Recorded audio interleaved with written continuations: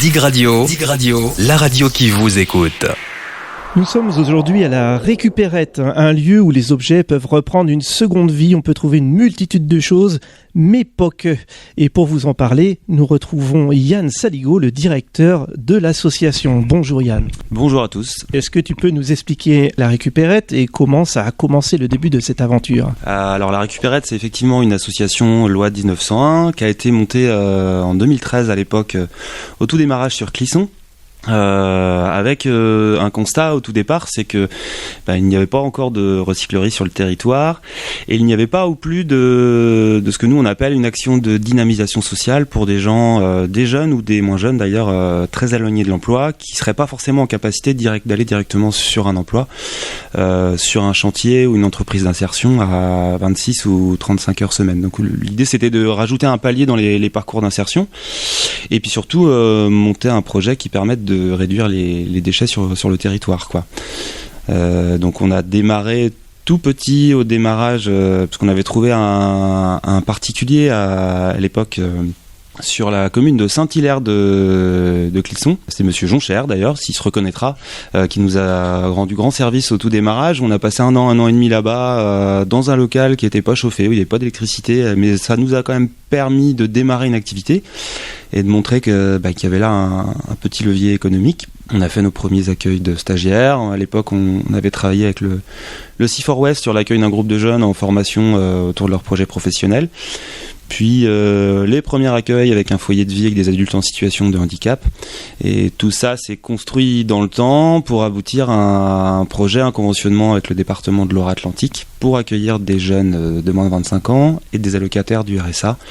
Donc on est arrivé à Clisson, sur la zone de Tabary, en janvier 2015. Et maintenant, voilà, nouvelle aventure, nouveau lieu. Alors nouvelle aventure, oui, de par le lieu. Après, finalement, le projet, il va simplement pouvoir continuer à vivre dans la manière dont on voulait le faire vivre à Clisson, mais avec des moyens, un lieu qui n'était pas ou plus adapté.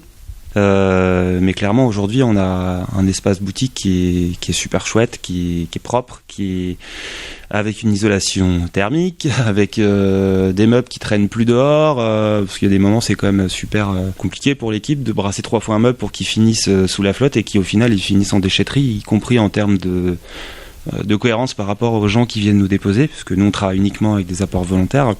C'était quand même pas top, et puis on travaille aussi avec des publics qui peuvent être en fragilité. Je pense aux personnes en situation de handicap, je pense aux enfants qu'on accueille tous les mercredis. Il était grand temps de faire quelque chose, donc c'est un nouveau lieu pour pouvoir continuer ce qu'on faisait déjà, et puis aussi avec la perspective d'inventer plein de nouveaux projets. Je sais qu'il y a d'autres associations qui font aussi, qui récupèrent des objets, comme par exemple l'association Saint-Vincent-de-Paul. Il y a aussi Emmaüs qui est très connu.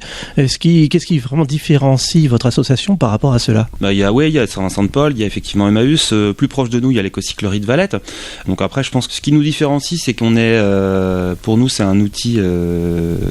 On n'est pas forcément sur les mêmes modèles économiques déjà au départ, même si le support et emploi reste le même. Emmaüs, par exemple, a un fonctionnement communautaire. Ils travaillent avec des compagnons qu'ils hébergent, pour lesquels il n'y a pas de salaire. Nous, on a fait le choix, notamment pour les allocataires du RSA, de faire une action de dynamisation, mais avec un vrai contrat de travail, un salaire derrière. Pour ce qui est des jeunes, jusqu'en 2017, on était aussi sur des contrats aidés par l'État.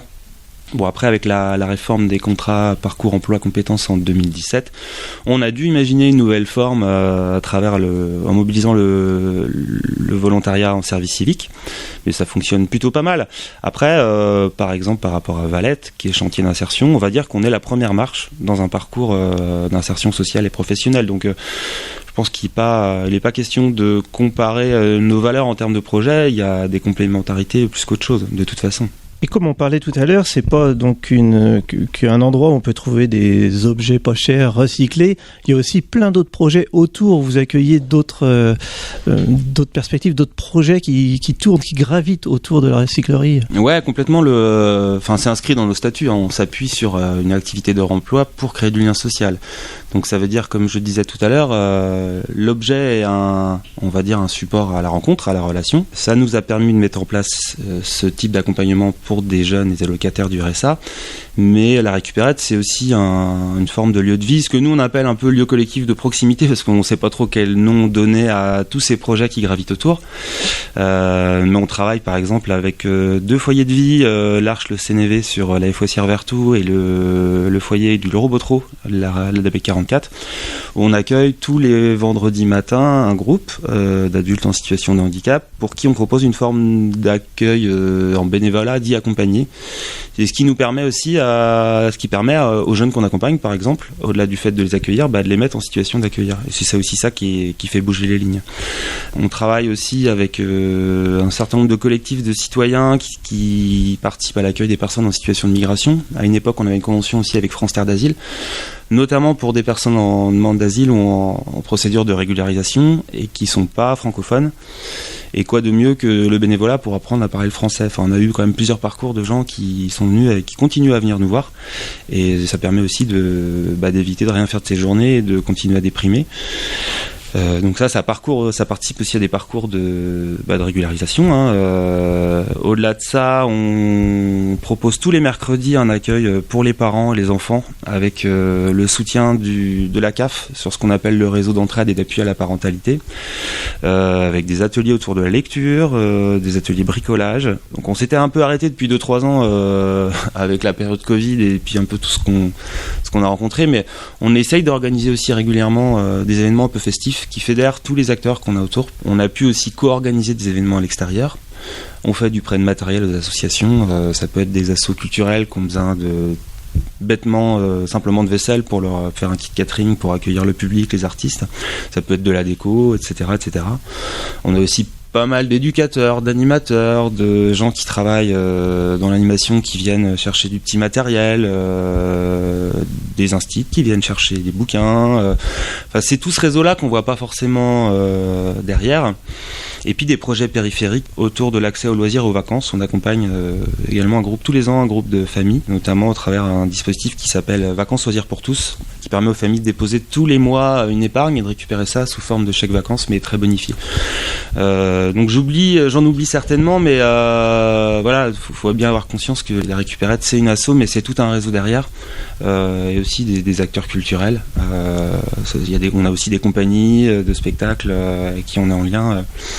La liste est longue. Ouais, on voit que vous touchez plein de domaines, vous avez plusieurs étiquettes, et justement, est-ce que vous avez des difficultés au niveau de la politique locale? On parlait tout à l'heure, est-ce que c'est difficile d'avoir certaines subventions? Est-ce que vous avez un souhait à demander pour qu'il y ait une meilleure cohésion et que vous puissiez grandir encore plus? Je pense qu'on a des difficultés avec nous-mêmes avant tout. Après, sur des projets un peu hybrides comme ça, je pense qu'on a parfois du mal à avoir une communication claire sur un projet qui est polymorphe, qui se veut à la fois agir avec un modèle économique et en étant en même temps un vrai levier au niveau social, au niveau environnemental et culturel.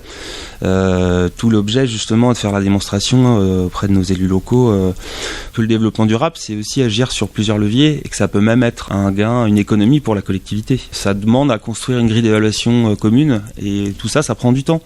Après là, on est en projet actuellement avec l'Aglo là sur une convention au titre des déchets. J'attends encore le retour, mais en tout cas, on avance et je pense qu'il faut rester confiant et pas être dans des phénomènes de défiance.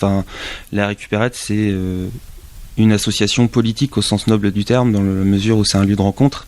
Et on recrée des espaces collectifs pour lesquels nous on est convaincus qu'il y a besoin de rebricoler des espaces, mais on n'est pas une association partisane, loin de là. Donc je pense que la politique locale, on a autant besoin d'elle que nous, qu'eux ont besoin de nous en fait. Ça serait bien que ça se remodèle un petit peu par rapport à tout ce qu'on voit aujourd'hui au niveau social. Il y a vraiment quelque chose qui est en train de bouger en ce moment, et c'est vrai qu'on a vu par exemple à l'inauguration, on voyait vraiment de la musique, des gens heureux, souriants, les gens qui se saluent à l'intérieur de la récupérette. Il y avait vraiment une ambiance particulière et on s'y sentait bien, quoi. Je vous conseille vraiment de venir découvrir cette sensation. Et pour la suite, est-ce que vous avez là pour l'instant d'autres projets que vous voulez partager, ou est-ce que vous voulez dire un dernier mot de la fin? Juste simplement dire que l'association, à travers ses adhérents, ses bénévoles, et les associations partenaires n'a pas vocation à porter tous les projets. On a la chance aujourd'hui d'avoir un nouveau lieu qu'il va falloir qu'on arrive à garder aussi parce que c'est un vrai défi économique. Mais tout ce qu'on souhaite aussi, c'est que des associations locales, les bénévoles se sentent légitimes pour venir demain dans ce qui sera peut-être notre futur café associatif pour investir le lieu, faire des propositions de projets et puis qu'on arrive à coordonner tout ça ensemble et réfléchir à la manière dont on décide les projets, dont on organise la gouvernance et que du coup qu'on fasse de la culture, non pas un vain mot, mais des projets qui soient concrets, articulés et qu'on investisse cet espace-là, quoi, que ça reste pas simplement un endroit où on vend des casseroles, quoi. Alors, si des personnes, des auditeurs qui veulent avoir plus de renseignements, est-ce que vous pouvez nous donner le site internet ? Oui, alors simplement, si vous allez sur votre moteur de recherche favori, vous tapez La Récupérette, c'est assez facile à trouver, ainsi que sur les réseaux sociaux. Vous pouvez aussi nous contacter en direct sur le site, vous trouverez les numéros de téléphone et on vous accueillera avec plaisir. Eh bien, merci beaucoup Yann d'avoir été au micro de Dig Radio. Je vous rappelle que vous pourrez trouver La Récupérette à l'adresse 12 Zone de la Praire à Sainte-Lumine de Clisson. La boutique est ouverte tous les mercredis de 9h à 13h et de 14h à 18h. Tous les vendredis de 9h à 13h, ainsi que les 2e et 4e samedis de chaque mois. C'est un peu compliqué, mais on n'a pas réussi à faire mieux pour le moment. Et donc les samedis, c'est 10h, 13h, 14h, 18h. Et nous prenons les dépôts des habitants sur chaque matinée d'ouverture. Merci beaucoup Yann, et puis on vous souhaite vraiment que du bonheur et du succès. À bientôt. Toute la journée, vous écoutez Dig Radio sur digradio.fr.